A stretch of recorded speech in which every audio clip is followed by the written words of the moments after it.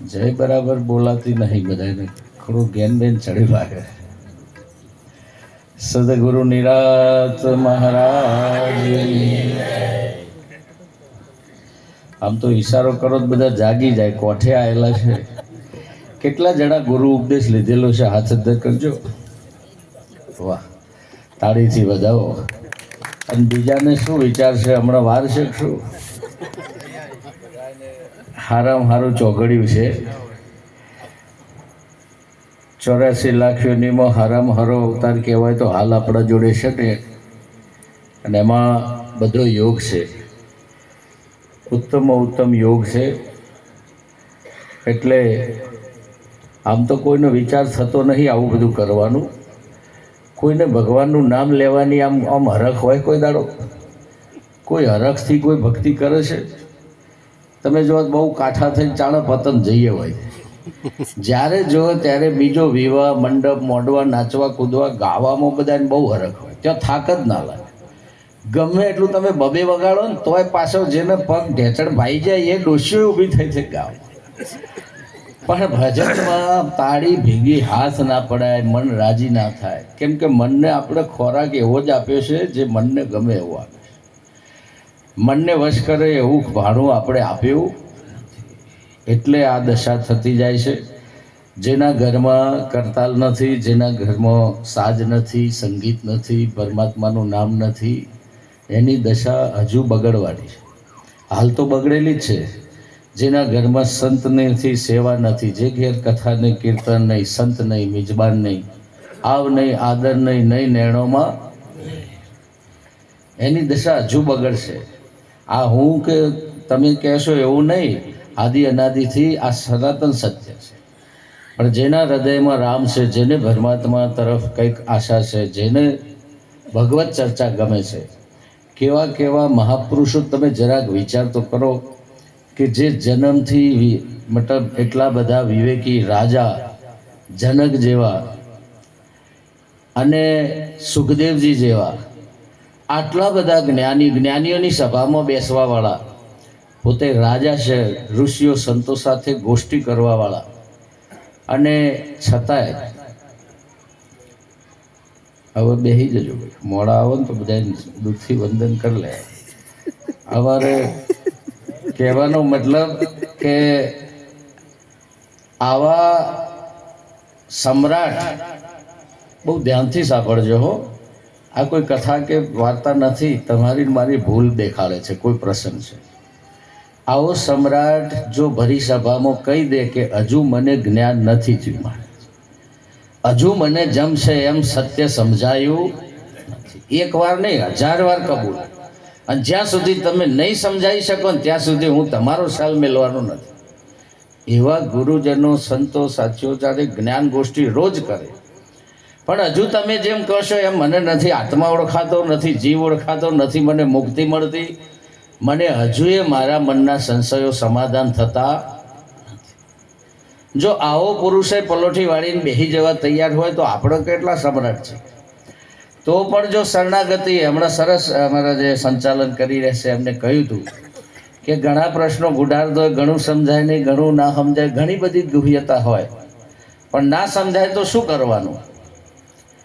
ના સમજાય, આ માર્ગ બહુ ગહન છે, બહુ ગુડાર છે, અને ના સમજાય તો શું કરવાનું? હું એકવાર બસ સ્ટેન્ડમાં બેઠો હતો અને બસ સ્ટેન્ડથી મારે ખેરાલુ જવા માટે બસની રાહ જોતો. ત્યારે એ બસ સ્ટેન્ડ ઉપર હું અંબાજીની બસ જે આવે ને એ ખેરાલુ થઈને જાય એની રાહ જ જોતો. અને એ વખતે માઇકમાં બોલાણો કે જેને ખેરાલુ વિસનગર જવું હોય એ પ્લેટફોર્મ નંબર 9 ઉપર આવી જાય. મહેસાણા અંબાજી બસ મુકાય છે પ્લેટફોર્મ નંબર 9 ઉપર, તો જે પેસેન્જરને એ બાદ જવાનું હોય આવી જાય. તો મેં સાંભળ્યું ખરું, મને બસે દેખવાડી, બોર્ડમાં લખ્યું હતું મહેસાણાની રિવર્સ થઈને 2 બસના વચ્ચે મુકાતી. મારે બધું સમજાણું, બધું નક્કી થયું. હું ઠેલો લઈને ઊભો થયો ત્યારે બાજુમાં, મારી બાજુમાં એક માજી આવ્યા. માજી કહે છે કે ભાઈ આ બોલે છે એ બસ કઈ? આ મહેસાણા અંબાજી બસ બોલે છે, એક બસ કઈ?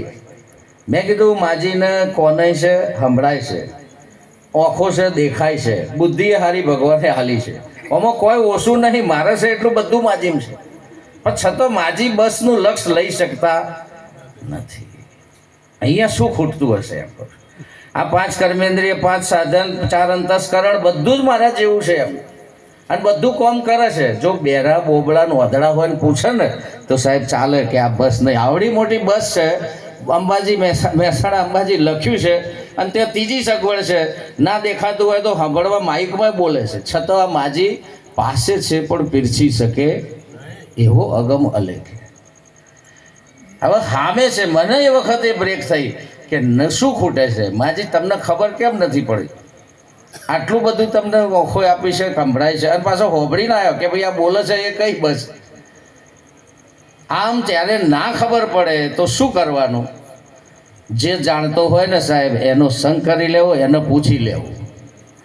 એમને મને પૂછ્યું એટલે હવે એમને ભણવાની કે ગણવાની કે જેટલું ભણ્યા નહીં ભણ્યો, પણ સાચો માર્ગ પકડીને મેં કીધું હેડો મારે ત્યાં જવું, બે જો મેં હાથ પકડીને આગળ બેસાડી. જો તમારે મારે એ વખત માજી ભણવા બેહવાનું કહેવાય કે જો ભણી ના હોય કે લખવા બેહાય કે શું કરાય, તેવા એ વખતે હાથ જ પકડી પાડવાનો. જેને જાણતો હોય એને સમર્પણ કરી દેવું, શરણાગત થઈ જવું. આનું નામ જ સમર્પણ છે. બહુ હોશિયાર બહુ થવામાં, ના પૂછવામાં બહુ નુકસાન છે, પણ પૂછી લેવું. ત્યારે માજીએ પૂછીને માજીને તરત જ બેસવાનો લક્ષ થઈ ગયું.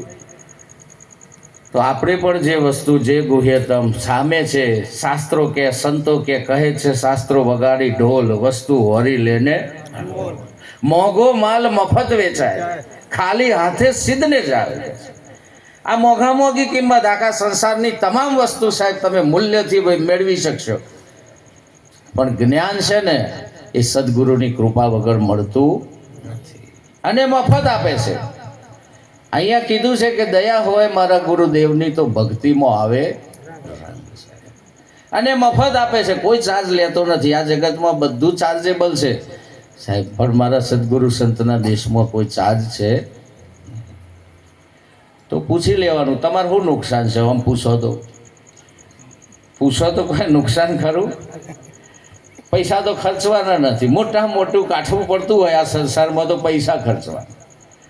આમ જો તો કાઠામાં કાઠું કોમ તો આર્ય જ છે ને, પૈસા ખર્ચવાનું કાઠું. પણ જો મફત હોય, પણ આ હિંમત આપીને એ બી જેને ઘસારો હોય, સંગ હોય, અને સાચા પુરુષોનો સંગ હોય ને એને આ હિંમત આવે છે. સંગથી હિંમત આવે છે, એમ હિંમત પણ આવતી નથી. તો પહેલાં તો પ્રથમ ભક્તિ કર સંતન સંગા. પહેલાં તમારે તો એવાનો સંગ કરવો પડે. તમે જોઈ જુઓ સવારથી સાંજ સુધી તમારો સંગ કેવા જોડે છે, તમે કોના સંગમાં છો. આજના પ્રસંગમાં આ તો અમારે પાછા વક્તા સંચાલક કહેતા હતા ને કે સીધા ટ્રેક ઉપર આવજો, એટલે મને સીધા ટ્રેક, પણ હવે એવું નહીં. ઘણી વાર બોયમાં હસવું આવો સંચાલક એ ક્યાંય અમારે કરવાનું, વક્તા સાહેબ એમ ક્યાંય કરે. રાજાને હું પેલા જેને બેહાડ્યો એ કેમ કરવાનું? હું કહું એમ ન્યાય કરો કે આવું ના હોય. કોઈ દાડો આદેશ ના થાય કોઈને.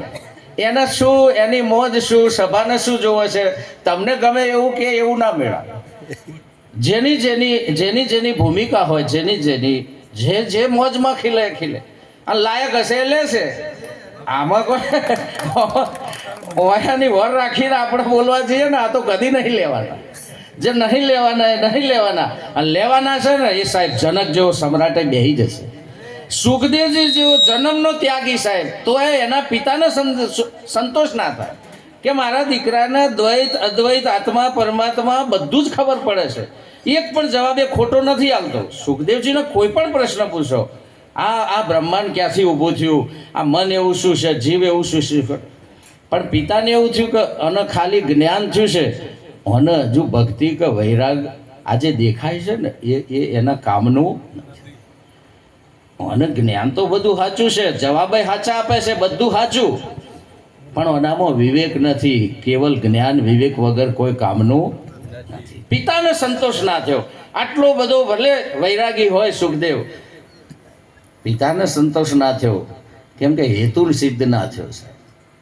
તમારો મારો દીકરો તમે ભણી ગણી નોકરી શીખવાડો. આજે મા બાપ, તમે મા બાપ છે, સારામાં સારું 70% પોતાની આવકનો હિસ્સો બાળકની કેળવણીમાં ખર્ચે છે, પૈસા ખર્ચે, એને સારામાં સારી શાળામાં ભણાવે, ટ્યુશન કરાવે, બધું કરાવે, ભણી ગણીને કમાતો થાય, પૈસા લાવે, પણ એના માતા પિતા પ્રત્યે આદર ના હોય, પ્રેમ ના હોય, વિવેક ના હોય, તો એ ધન ને પદવી શું કામ નીકળે? એના અંતરમાં પ્રેમ નથી, સેવા નથી. ઘણા હમણાં અમારા 2-3 જણાએ સારામાં સારા બાળકોને ભણાઈ ગણાઈને બેંગ્લોર ને સારામાં સારી યુનિવર્સિટીઓમાં સારા અને મોટા મોટા પેકેજોમાં, હાલ પૂનામાં મોટી મોટી કંપનીઓમાં સર્વિસ કરે છે. મા બાપને એમ હતું કે સારું ભણી ગણીને હવે તો અમારે મજા છે, વહુને એવી લાયક સારા પેકેજવાળી મજા આવી. 2-3 કરોડનો અહીંયા મહેસાણાના જ હતા અને અહીંયા કે હવે બધું કાઢી નાખવું મહારાજ, આ તો સોસાયટી બહુ સારી નથી, અહીંયા તો ગધાડો ને ગાયો ને કૂતરો ને ભલાડો, ત્યાં તો બધું સિસ્ટમેટિક ચાલે, બધું જ સિસ્ટમેટિક, ત્યાં કશું જ નહીં. મેં કીધું સારું, તમે સિસ્ટમમાં સેટ થઈ જજો. મને એ કે મને ત્યાં ગયા, પૈસાની કોઈ કમી નહીં, નોકર ચાકર બે જણ સમયસર નોકરી જાય, કમાય લાવે, પૈસાની કોઈ રોધવાનો નોકર જુદો, સાફ સફાઈનો જુદો, કચરા પોતાનો જુદો, બધું જ જુદા જુદા. શહેરમાં બધું એક કામ બધું ના કરે. આ તો આપણે મેહોણામાં હજુ સારું હોય, ઘરવાળી બધું કરે છે. ખરેખર કહું છું. નહીંતર અહીંથી અમદાવાદથી આગળ જો ને તો એક જ કામ એક જ કરે, એક પગારનું. બીજું કામ કરાવવું હોય તમારે બીજો પગાર, તો હજુ સમજાતું નહીં કે આનાથી મોટી કોઈ દેવી નથી. આ મોટી લક્ષ્મી છે તમને મળી, જો આ બધું કરતી હોય તો આ બધું સેટ થઈ ગયું. પછી શું કે ખબર છે, આમને ભોજન ના ભાવે. મહિનો, 2 મહિના, 6 મહિના થયા, ફોન કર્યો કે મહારાજ કોઈ તકલીફ નથી, પણ મેં તો અવાજ ચમ ઢીલો છે, આમ ખુશ મિજાજ નહીં? કે ના, સાચી વાત, આનંદ નથી, સુખ નથી. બંને જણા નોકરી જાય છે, સમય આવે છે, ખાય પીવે અને પોતપોતાના રૂમમાં સૂઈ જાય, સવારે પાછા જાય. એમને એટલો બધો શિડ્યુલ ટાઈટ હોય કે અમારી પાસે જોડે વાત કરવાની એમને ટાઈમ નથી. બધું જ છે, પણ જાણે અમે અહીંયા મૂંગા બેરામાં બેઠા હોય ને એવું લાગે છે. જો સાહેબ દીકરો હોજે આવીને વાત ના કરે માતા પિતા સાથે, તો તમારી કિંમત શું? તમારું જીવન શું કમાયા? જેમ તમે આટલું પાત્ર, આજે જે પરિવારનો પ્રસંગ છે સાહેબ, એક આદર્શ પિતા કોને કહેવાય? અમારા કિરણભાઈને જોઈ લો તમે, રમીલાબાને જોઈ જો, એક માતા કોને કહેવાય? અને એમના જીવનમાં સંત છે, સંઘ છે. આજે જે મહિમા છે, આજે આપણા જે એકત્રિત કર્યા છે, બહુ ઓછા માણસો હોય કે સુખે પ્રસંગ પતનોળી સંતોને બોલાવે. પત્યા પછી પણ અંદરથી એવી ભાવના કે સંતોના આશીર્વાદનો આપણે લાભ લઈએ. તો એમને આજે જે આ મહિમાને પ્રસંગ કર્યો, એ પ્રસંગને એકવાર તાળીથી વધાવો. એમના ગુરુ મહારાજને કોટી કોટી વંદન. ગુરુ શિષ્યનો નાતો કેવો હોય એ આ 2 જણને જોઈ લેવું. મહારાજને અને એમને સાચા ગુરુ શિષ્યનો નાતો કેવો હોય, ગુરુને કંઈ કહેવું ના પડે, શિષ્ય બધું સમજી જાય, એવા વિવેકમાં રહે અને બધો વ્યવહાર એ જાતે બધું જ. પણ મહારાજના ગુણો જે દેખાતા નથી, જે મહારાજનું વર્તમાન છે એ એટલી ઊંચાઈવાળું છે ને, અમે એમના આગળ ફીકા પડી. જે ભવાનરામ મહારાજનું જે વર્તમાન છે સાહેબ, એવા સાચા રે સંતોને માથે ભક્તિ કેરો. આ ફૂલ, આ છોગલા સંતોના એમનેમ આ ભક્તિ એમનેમ નથી દીખતી. એના માટે આવા મહાપુરુષો તપી રહ્યા છે અને એવા મુખ બનીને, ક્યાંય માન નહીં, ક્યાંય કોઈ ચાહ નહીં, કોઈ આશા તૃષ્ણા નહીં, અને સેવાનો મહિમા. એવા દિવ્ય મહાપુરુષોના સંગથી તમને તમારી ભૂલ દેખાશે. કોઈ વાર એવા સંતના સંગમાં જઈને બેસજો, તમને એમ લાગશે કે આપણે હજુ ઘણા નીચા છે. કોઈ સાચા સંતને સેવીને તમારી જાતને ચેક કરજો. બહુ બીજા બધા સાથે ચેક ના કરતા ને એમને જોઈને એમના જેવું જીવન ના બદલતા, સંતને જોઈને જીવન સંત જેવું.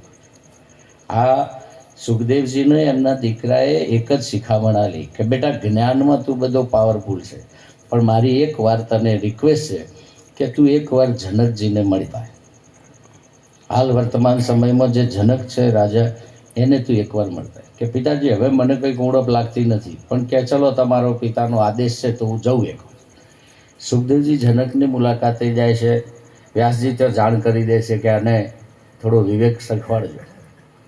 જ્ઞાન તો છે પણ વિવેક નથી. તો તો પહેલા જ દ્વારે એમને ઊભા રાખે છે. એ તો બહુ પ્રસંગ લાંબો છે, પણ સુખદેવજીને જ્યારે જનકજીનું જીવન જોયું અને જ્યારે ત્યાં સંવાદ થયો ત્યારે સુખદેવજી ટાઢા હેમ થયા. આટલા તપસ્વી ત્યાગી હોવા છતાંય એમને ખબર પડી કે જ્ઞાની કેવો હોવો જોઈએ. કર્મ કરે નિષ્કર્મ રહે એસી જુગતી જગાવે રે ભાઈ કોઈ સદગુરુ સંત કહાવે. કેવો સંત હોય. સુખદેવજીને ત્યાં જનકજીના જોડે અને બોલો આ ત્યાગીને પેલા રાજાથી પ્રેરણા મળી. ગ્રસ્થાશ્રમમાં આવા ન્યાયી જોડે ગ્રસ્થાશ્રમમાં જોડે ત્યાગીને એમ થયું કે હું ખોટો છું. કહે છે ને કોઈક જન તો કરમ ઉપાસી કોઈ કર્મના ત્યાગી અનેક ઉપાય અર્થ ન દિશે ઓરી વસ્તુ પણ ગમે એટલી કર્મ ઉપાસના સાધના કરો પણ સાહેબ સાચા જ્ઞાનીના સામે તમે ફીકા પડો ને.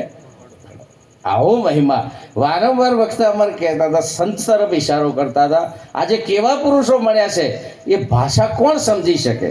એ જે ઇશારો કરે છે એ કોણ સમજી શકે? ઉચ્ચ અધિકારી હોય, બહુ તીવ્ર મુમુક્ષુ હોય, જિજ્ઞાસુ હોય, એને ખબર પડે કે આમના જોડે શું ખજાનો છે. અને આ વારંવાર આટલું કહે છે તો પ્રશ્ન પૂછીને સેવીને તમે પૂછી તો જુઓ કે મને મારો માર્ગ હજુ પકડાડો નથી. તો આવા સંતોને